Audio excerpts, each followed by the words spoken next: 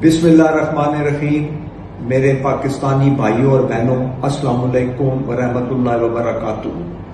मैं आपको ये बताना चाहता हूँ कि खान साहब को कल शिफ्ट किया गया अटक जेल के अंदर। उनको लाया गया, उनको 9 फुट बाय 11 फुट के सेल में रखा गया है।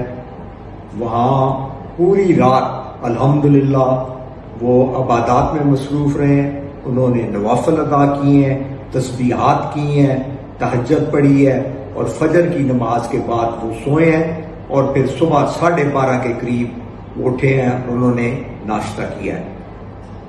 मैं समझता हूँ कि खान साहब बिल्कुल हाई स्पिरिट्स में हैं और वो जो कुर्बानी इस कौम के लिए, इस मुल्क के लिए दे रहे हैं, हम सबका हक बनता है उनके लिए दुआ भी करें और पूरा उनसे ताउन करें, ताकि अल्लाह ताला के फजल करम से जो मिशन लेकर ये सख्तियाँ और ये जेलों की जो ये सूरतें हैं ये बर्दाश्त कर रहे हैं, ये आखिरकार अच्छा रंग लेकर इस मुल्क के लिए आए और मुल्क को अल्लाह के फजल करम से एक हकीकी आज़ादी से हमकिनार कर सकें।